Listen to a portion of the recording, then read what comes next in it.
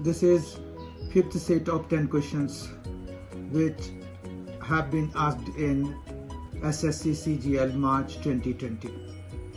ये पांचवा सेट है 10 प्रश्नों का जो कि SSC CGL में मार्च 2020 में पूछे गए क्वांटिटेटिव एप्टीट्यूड मात्रात्मक योग्यता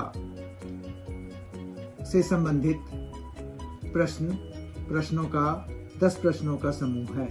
आइए आज का सेशन शुरू करते हैं।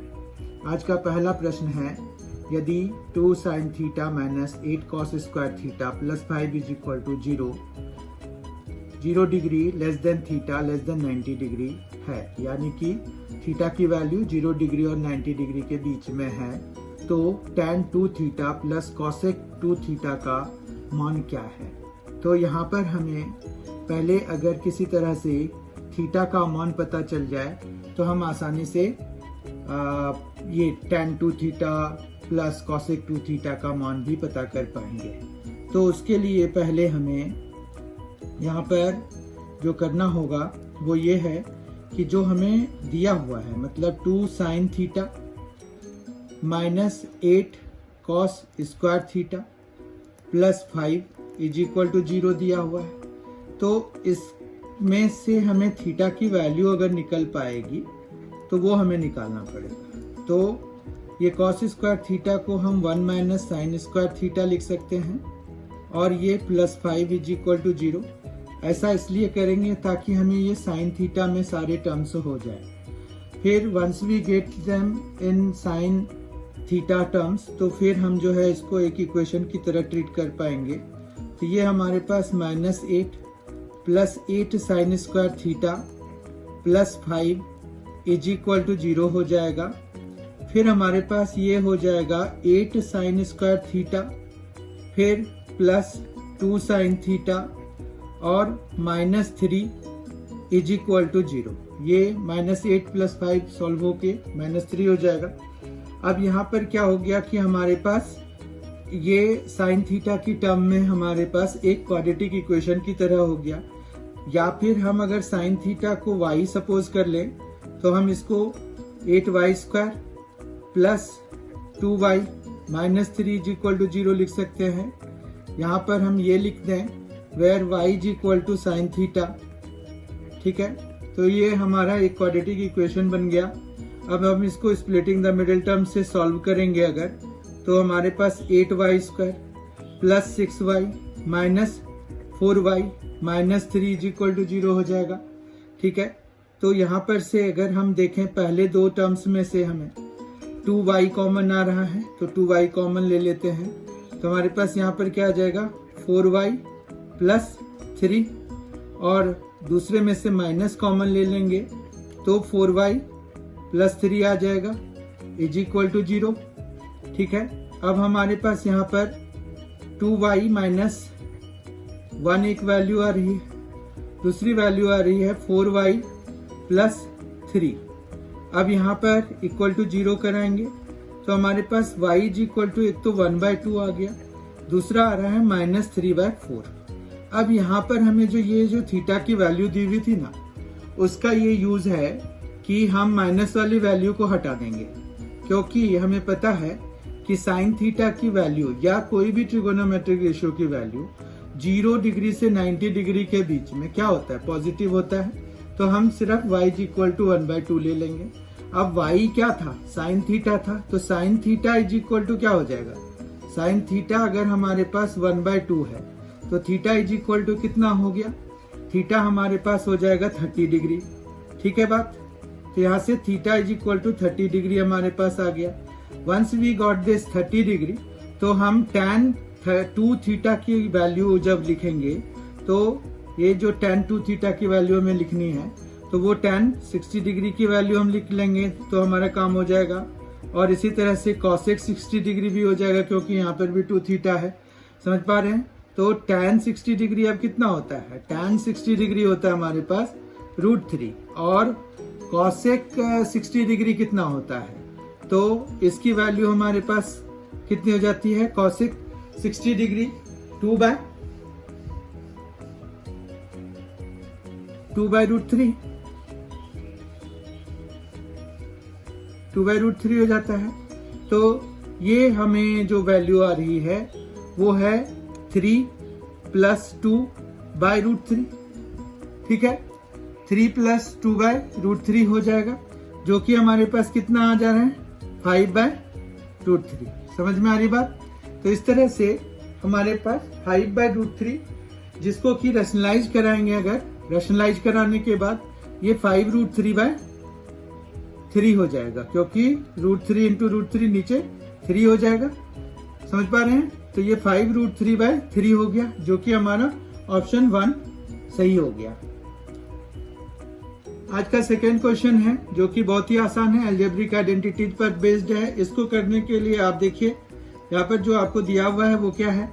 अगर इसको पूरे को x मान लें, इसको पूरे को y मान लें, तो x² - y² का हम फॉर्मूला लगा सकते हैं। x² - y² का फॉर्मूला क्या होता है हमारे पास, x + y × x - y। ठीक है, x² - y² होता है x - y × x + y। अब अगर हम x की जगह पे ये पूरा लिख दें तो मतलब हम क्या लिख सकते हैं, a + b - c + d, और फिर माइनस करा दें हम ये वाले टर्म्स को, तो यहाँ पर साइन चेंज होता जाएगा, बहुत ध्यान से करने की जरूरत है। तो ये आ जाएगा इस तरह से, तो ये आया हमारा x - y की जगह पे। ठीक है, और दूसरा जो हमारे पास आएगा वो प्लस के लिए, तो हमारे पास यहाँ पर क्या आ जाएगा, a + b - c + d, और फिर plus a - b + c - d। समझ पा रहे हैं आप? अब यहाँ पर देखिए कि क्या क्या चीजें गायब हो जाएंगी, a - a खत्म हो जाएगा, फिर हमारे पास यहाँ पर और तो कुछ खत्म नहीं होना है, यहाँ पर आ जाएगा b, ये b 2 बारी है तो ट्वाइस हो जाएगा, फिर d भी 2 बारी है और c भी 2 बारी है, तो इस तरह से 2 हम बाहर निकाल लेते हैं और यहाँ पर b - c + d लिख देते हैं। दूसरे वाले उसमें देखते हैं, दूसरे वाले ब्रैकेट में हमारे पास क्या क्या कैंसिल हो रहा है, ये फिर ये, तो इस तरह से दूसरे वाले ब्रैकेट में काफी कुछ कैंसिल हो गया और हमारे पास सिर्फ 2a बचा रह गया, जो कि अल्टीमेटली हमें 4a × b - c + d के बराबर है। तो अगर ऑप्शन वाइज देखें तो 4a b - c + d, तो ये 4th ऑप्शन हमारा करेक्ट है। आज का थर्ड क्वेश्चन है, A किसी कार्य को 20 दिनों में पूरा कर सकता है और B उसी कार्य को 25 दिनों में पूरा कर सकता है। उन्होंने एक साथ कार्य प्रारंभ किया, लेकिन B ने 5 दिनों के बाद काम छोड़ दिया, यानी कि उन दोनों ने मिलकर 5 दिनों तक तो कार्य किया। तो हमें जो है यहाँ पर इस तरह से इक्वेशन बनाना पड़ता है कि 5 दिन में हम देख लेते हैं कि 5 दिनों में वो दोनों मिल के कितना काम कर पाए। अब A किसी काम को 20 दिन में अगर कर रहे थे तो एक दिन में वो 1/20 कर पाएंगे। फिर दूसरा जो है ये B उसी कार्य को 25 दिनों में पूरा कर सकता था, तो यहाँ पर एक दिन में 1/20 5th of the work will be done, मतलब 1/25 जो है वो काम हो जाएगा एक दिन में। फिर ये 5 दिनों तक उन्होंने साथ में काम किया, तो टोटल हम ये पता करना चाह रहे हैं कि बेसिकली उन्होंने इन 5 दिनों में कितना भाग, काम का कितना भाग कर लिया, मतलब कितना काम पूरा हो गया। अगर हम इस 5 से मल्टीप्लाई करा दें तो ये कुछ इस तरह का हो जाएगा, जो कि आपका 9/20 हो जाता है। ठीक है, उसके बाद जो है ये हम अगर एक काम को, तो रिमेनिंग काम जो बचा हुआ काम है, बचा हुआ कार्य वो कितना है वो हम पता कर लेते हैं, तो वो है 1 - 9/20, तो ये हो जाएगा आपका 11/20। समझ पा रहे हैं? अब 11/20, अब शेष कार्य को पूरा करने में A को कितने दिन और लगेंगे, तो मान लीजिए कि शेष कार्य को x दिन में जो A है वो पूरा कर लेता है, तो x/20 इतना काम वो कर सकता है, उसकी कैपेबिलिटी यही है, और वो कितना होना चाहिए, 11/20 होना चाहिए। तो ये सीधा सीधा हिसाब किताब हो गया कि x जो है कितना है, 11 है। Option wise this is 1, first part first option is correct. Fourth question आज के लिए, दी गई आकृति में एपी और बीपी केंद्र ओ, एपी और बीपी केंद्र ओ वाले एक वृत्त की स्पर्श रेखाएं हैं, टेंजेंट्स हैं ये। यदि angle A P B 62 degree है, ये 62 डिग्री है, तो एंगल ए क्यू बी पूछ रहे हैं, मतलब ये वाला एंगल हमें पता करना है। ठीक है, अब यहाँ देखिए, ये टेंजेंट जो है ये रेडियस हो गया ना, वो सेंटर से ज्वाइन है तो ये रेडियस हो गया, रेडियस ये 90 डिग्री बनाते हैं, तो ये दोनों 90 बनाते हैं, तो ये 180 हो गए।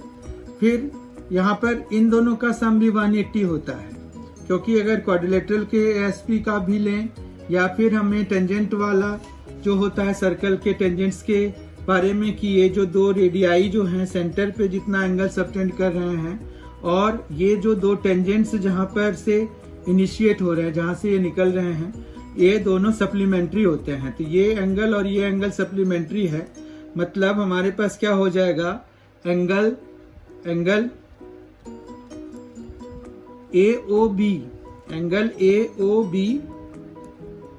प्लस एंगल APB जो है वो 180 डिग्री है।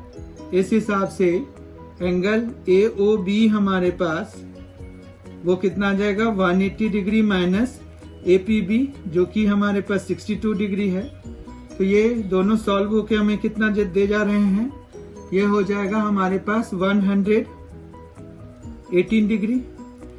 अब AOB जो है ये किसी कॉर्ड, मतलब हमारे पास यहाँ पर अगर एक कॉर्ड आप सपोज कर लीजिए कि ये एक कॉर्ड है, ठीक है, AB, तो वो सेंटर पे सबटेंड कर रहा है एंगल 118 डिग्री। ठीक है, तो वो जो है अल्टरनेट सेगमेंट में इस वाले एंगल का आधा सबटेंड करता है।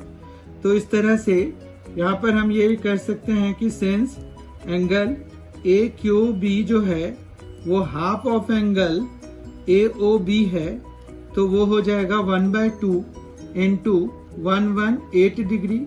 अब ये हो जाता है 59 डिग्री। ऑप्शन वाइज अगर हम देखें तो हमारे पास ये 59 डिग्री कौन से पे है, थर्ड पे है, तो थर्ड ऑप्शन इज करेक्ट।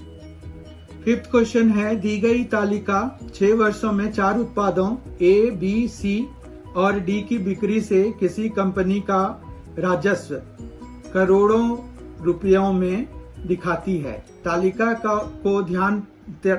का ध्यानपूर्वक अध्ययन करें और दिए गए प्रश्न का उत्तर दें। तो यहाँ पर जो है इस तालिका पर बेस्ड एक क्वेश्चन है। तो तालिका को देखने से पहले हम जो है एक इस पे बेस्ड क्वेश्चन देख लेते हैं कि 2012 और 2013 में उत्पाद A, B और D की बिक्री से प्राप्त कंपनी का कुल राजस्व, मतलब हमें क्या है, A, B, D की बिक्री से। अब A, B और D की बिक्री से 2012 और 2013 में, मतलब हमें क्या क्या लेना है, 98, 74, 74, 98, 74, 74। ठीक है, तो 98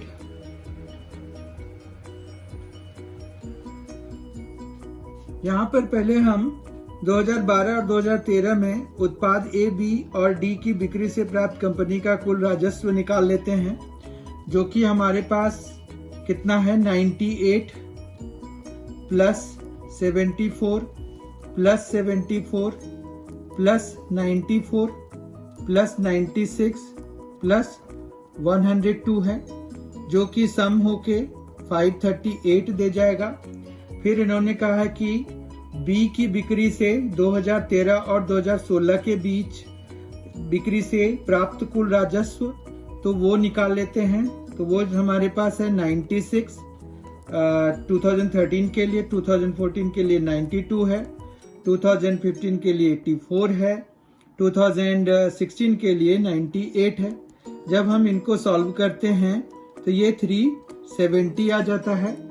अब अगर हम डिफरेंस निकालें तो हमारे पास डिफरेंस इनका कितना हो रहा है, तो 538 माइनस 370, जो कि हमें कितना दे जाएगा, 168। अब किससे ज्यादा पूछ रहे हैं, वो पूछ रहे हैं कि 2013 से 2016 के बीच उत्पाद बी की बिक्री से, तो हमारे पास बी का जो हमारा 370 है वो 168 उसका कितना परसेंट है वो निकालना है। तो 168 बाय 370 इंटू 100 कराना पड़ेगा।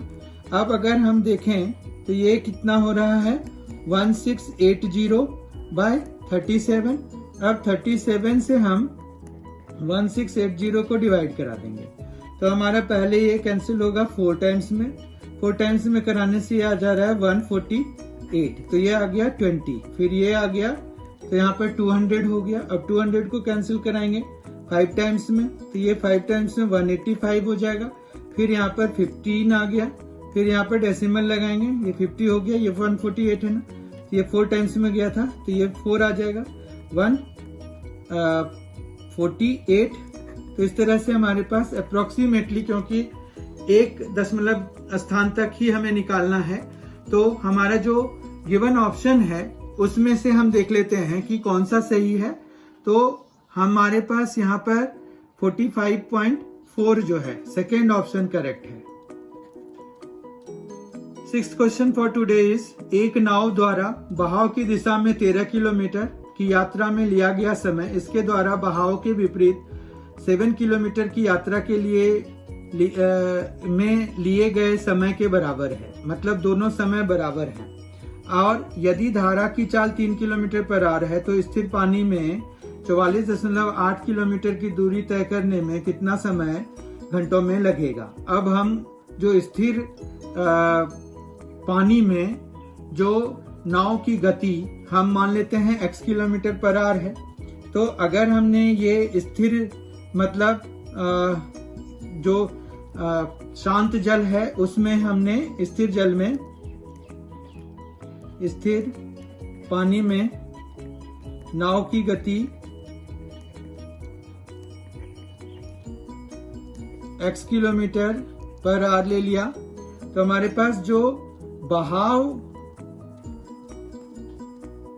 की दिशा में जो है, बहाव की दिशा में कितना हो जाएगा x plus 3 kilometre per hour हो जाएगी। इसकी गति इतनी हो जाएगी x plus 3 kilometre per hour हो जाएगी। जबकि बहाव के विपरीत जो है, बहाव के विपरीत जो इसकी गति हो जाएगी वो कितनी हो जाएगी x minus 3 kilometre per hour. अब ये कह रहे हैं कि टाइम टेकन, तो टाइम टेकन हमारा 13 बाय पहला जो है बहाव की दिशा में है तो x प्लस 3 हो जाएगा, जबकि दूसरा 7 किलोमीटर है और बहाव के विपरीत में है तो x माइनस 3 हो जाएगा। ये दोनों आपस में बराबर हैं, क्रॉस मल्टीप्लाई कराते हैं 13x minus 39 is equal to 7x plus 21। तो इनको सॉल्व कराते हैं, 13x माइनस 7 कितना हो जाएगा 6x, और इधर जब हम प्लस कराएंगे, इधर ये 39 उधर जाके प्लस हो जाएगा 60 हो गया, तो x हमारा 10 किलोमीटर पर आर हो गया। मतलब शांत जल में जो नाव की गति है वो है 10 किलोमीटर पर आवर की। अब ये कह रहे हैं कि 44.8 किलोमीटर की दूरी तय करने में कितना घंटा लगेगा। तो 44 तो 4.8 लग जाएगा, है ना, 10 किलोमीटर पर आवर के हिसाब से। तो यहाँ पर टाइम हम देख लेते हैं, टाइम यहाँ पर कितना आ जाएगा 44.8 बाय 10 हो गया, जो कि 4.48 हो जाएगा। 4 आवर्स तो पक्का हो गया।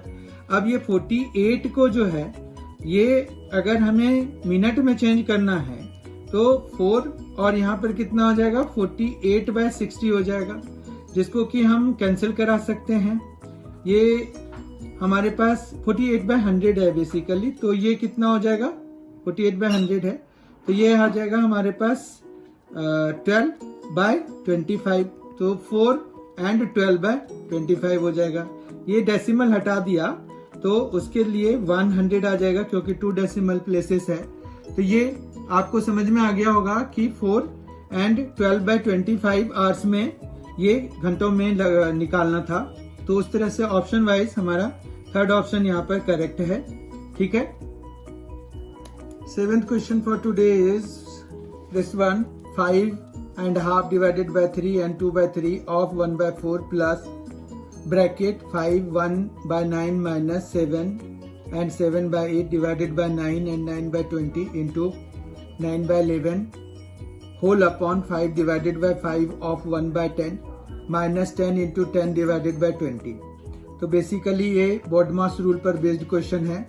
हमने पिछले चारों सेट्स में एक क्वेश्चन इनके अटेम्प्ट करे हैं। तो बॉडमास रूल में जो बात है कि हम बॉडमास रूल अच्छे से लगा सकते हैं तब तक ये सही होगा। अगर हमें थोड़ी सी भी चूक होगी तो इसके गलत जाने का चांसेस बहुत ज़्यादा होता है। तो पहले हम इसको रीराइट कर लेते हैं। अब जैसे 5 एंड हाफ है तो ये 11/2 डिवाइडेड बाय, फिर यहाँ पर 11/3 हो जाएगा। और ऑफ है तो ऑफ को 1/4 है ऑफ, तो ये ब्रैकेट में हम डाल देते हैं क्योंकि सबसे पहले यहाँ डिवीजन से भी पहले ऑफ का काम होगा।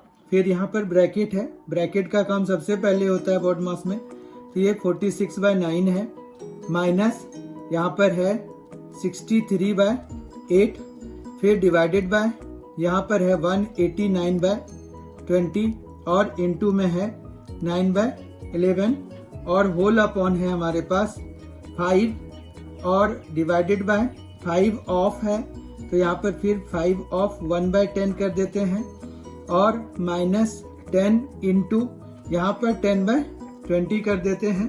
तो इस तरह से ये अब कैंसिल होके हमारे पास ये 5 बचेगा। यहाँ पर तो ऑपरेशन हम सीधा सीधा लगा सकते हैं। यहाँ पर भी 5 और 10 के बीच में यहाँ 2 का ऑपरेशन लगा सकते हैं। फिर हमारे पास यहाँ पर क्या है कि ये जो है 11/2 है, 11/2 है और यहाँ पर पहले डिवीजन, फिर यहाँ 11/24 हो जाएगा क्योंकि ये ऑफ जो है इनटू जैसा ही बिहेव करता है। फिर जो है हमारे पास प्लस, फिर यहाँ पर 46/9 तो इसमें तो कुछ कैंसिल नहीं हो रहा है, माइनस 63/8 और ये इनटू में 20/189 हो जाएगा। 63 3 189 हो जाता है और 4 2 और 4 5 इस तरह से 5/6 हो गया यहाँ पर ब्रैकेट बंद। फिर 9/11 और होल अपॉन में हमारे पास यहाँ पर क्या है 5 है डिवाइडेड बाय 1/2 है तो इंटू अगर कराएंगे तो ये 2 हो जाएगा, माइनस 5 हो जाएगा। अब पहले ये इंटू में होगा तो 10 - 5 आ जाएगा हमारे पास। फिर यहाँ पर क्या आ जाएगा 11/2 डिवाइडेड बाय के लिए उसको इंटू में चेंज कर देंगे तो 24/11 हो जाएगा। ये 11 भी अब कैंसिल हो जाएगा। प्लस यहाँ पर क्या हो जाएगा अगर हम एलसीएम लें या पहले थोड़ा सा लिख लेते हैं 46/9 माइनस यहाँ पर है 5/6 इंटू 9/11 और होल अपॉन है हमारे पास 10 - 5, 10 - 5 तो 5 ही हो जाता है। इस तरह से हमारे पास यहाँ पर जो ये है कैंसिल होके सॉरी यहाँ पर जो है 12 है, एक्चुअली ये 24 नहीं है 12 है, 4 3 12 तो यहाँ पर 12 है तो ये कैंसिल हो जाएगा, ये 6 आ जाएगा। यहाँ पर 6 आ गया, इस पूरे के लिए 6 आ गया हमारे पास। उसके बाद यहाँ पर प्लस है, ये 18 आ जाएगा हमारे पास, एलसीएम इन दोनों का 18 हो गया तो ये 92 हो गया, माइनस ये 5 है तो 15 हो जाएगा, इनटू में 9/11 हो जाएगा, अपॉन में ये 5 आ जाएगा।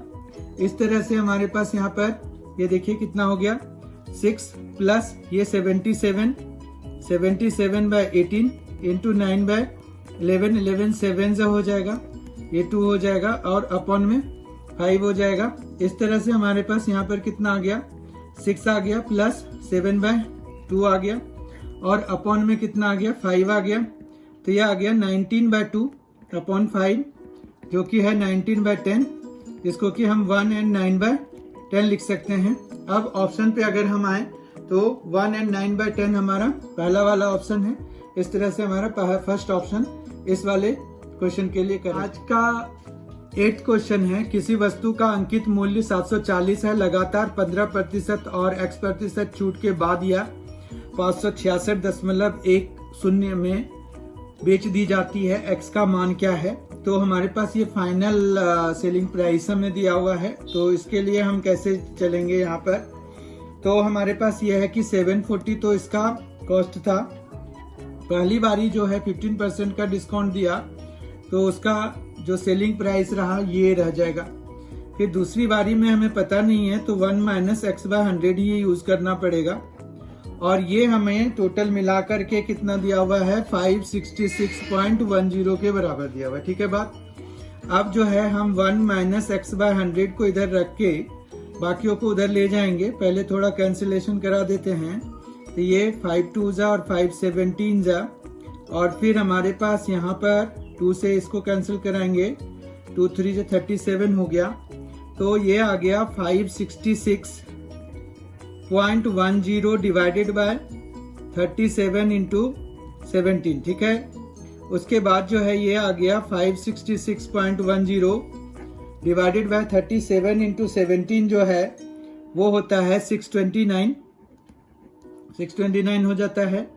फिर हम x/100 के लिए क्या करेंगे 1 - 566.10 बाय 629, तो ये हो जाएगा एलसीएम लेने के बाद 629 - 566.10 और अपॉन में 629। इस तरह से हमारे पास यहाँ पर x/100 इज इक्वल टू हो जाएगा 629 में अगर 566.10 माइनस कराते हैं तो हमें 62.9 मिलता है और ये है 629। तो इस तरह से x का मान हो जाएगा हमारे पास 6290 बाय 629 या सिंपली 10। तो x की वैल्यू हमारे पास 10 है।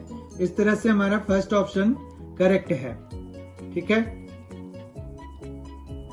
आज का 9th क्वेश्चन है, यदि 6 अंकों वाली संख्याएं x 35 6 2 4 और 1 2 5 7 y 4 क्रमशः 11 और 72 से विभाज्य हैं तो 5x - 2y का मान क्या होगा। इसमें हमें 5x तो x की वैल्यू पहले निकालनी पड़ेगी और y की, x और y की वैल्यू निकालने के बाद फिर हमें 5x - 2y में उसको लगा करके वैल्यू निकालनी पड़ेगी। ठीक है। तो पहले हम x की वैल्यू निकालते हैं। अब ये नंबर जो है ये 11 से अगर डिविजिबल है तो उसके लिए 11 से डिविजिबिलिटी का रूल मतलब ये है कि x + 5 + 2 ये हो गया x + 7। फिर अल्टरनेट डिजिट्स का जो सम होता है उनका डिफरेंस जो है वो 11 से डिविजिबल होना चाहिए, तभी वो नंबर 11 से डिविजिबल होता है, वो पूरा नंबर 11 से डिविजिबल होता है। यही रूल है डिविजिबिलिटी के लिए, डिविजिबिलिटी बाय 11 के लिए। तो 3 6 9 + 4 9 + 4 13 हो गया। तो 13 है एक अल्टरनेट डिजिट्स का सम और एक का सम अभी आया है ये x + 7। तो हमारे पास x की वैल्यू कितनी लेनी चाहिए जो कि इन दोनों का डिफरेंस जो है वो 11 से डिविजिबल हो जाए। तो हम इसको 13 ही बना सकते हैं, क्योंकि अगर हम इन दोनों का डिफरेंस देखें तो हमारे पास 6 का डिफरेंस होता है। तो यहाँ पर जो है ये 6 का डिफरेंस हो गया, तो हमारे पास x की वैल्यू भी 6 ही लेना पड़ेगा ताकि हमें जो है वो 0 हो जाए, और 0 तो 11 से डिविजिबल होता है। तो यहाँ से x की वैल्यू कितनी आ गई 6 आ गई। ठीक है। उसके बाद हम y के लिए क्या करेंगे, y 72 है, 72 से डिविजिबल होना चाहिए ये नंबर 72 से तब डिविजिबल होगा जब ये 9 से डिविजिबल होगा। 9 से डिविजिबल होने के लिए हमारे पास इन सब का सम जो है वो 9 से डिविजिबल होना चाहिए। तो अगर हम इनको सम कराते हैं तो हमारे पास यहाँ पर क्या आ रहा है 1 + 2 + 5 + 7 + y + 4। तो ये आ जाएगा 11 16 19 + y है। तो इस तरह से हमारे पास ये जो है ये हमारा 9 से तब डिविजिबल होगा जब हमारे पास ये y की वैल्यू 8 लेंगे, क्योंकि तब जाके 27 हो जाएगा। 9 3 = 27 होता है। तो y = क्या हो गया 8 आ गया। ठीक है। अब हमें किसकी वैल्यू निकालनी है 5x की, तो 5 × 6 माइनस फिर 2y की, तो 2 × 8, तो यह आ जाएगा 30 - 16। तो इस तरह से ये कितना आ गया 14 आ गया। ऑप्शन वाइज अगर हम देखें तो थर्ड ऑप्शन हमारा करेक्ट है। आज का 10th क्वेश्चन फिर से आंकड़ा बेस्ड है, तालिका बेस्ड है। यहाँ पर दी गई तालिका 6 वर्षों में 4 उत्पादों A, B, C और डी की बिक्री से किसी कंपनी का राजस्व रुपीज करोड़ों में दिखाती है। तालिका का ध्यानपूर्वक अध्ययन करें और दिए गए प्रश्न का उत्तर दें। तो यहाँ पर पहले हम प्रश्न देख लेते हैं, जैसे हमने क्वेश्चन 5th में देखा था, आज के सेशन के क्वेश्चन 5th में हमने देखा था।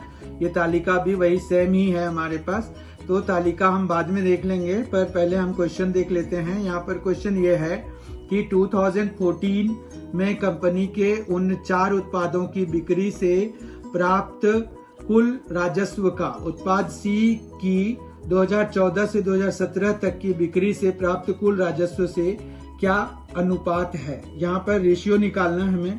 पहले 2014 में चारों उत्पाद से जो राजस्व प्राप्त हो रहा है वो हमें निकालना है, ठीक है। तो उसके लिए हम क्या करेंगे, यहाँ पर चारों से निकालना है। तो हमारे पास यहाँ पर पहला अगर 2014 का देखते हैं तो 80 है, 92 है, 96 है, 80, 92, 96 और 92 है। तो जब हम इनको ऐड करेंगे तो 6 to 8 to 10 हो गया। तो यहाँ पर आ जाएगा हमारे पास 0, फिर हम 10 है, फिर 9, 9, 18, 9, 27, 9, 36 हो गया। तो 360 हो गया हमारे पास। उसके लिए किसके लिए 2014 में चारों का उत्पाद जो है उसका रेशियो हमें निकालना है किसके साथ, यहाँ पर 2014 से 2017 तक का सी का उत्पाद निकालना है। अब सी ये है, 2014 ये है, 96, 88, 93 और 103 निकालना है। तो ये कितना हो जाएगा,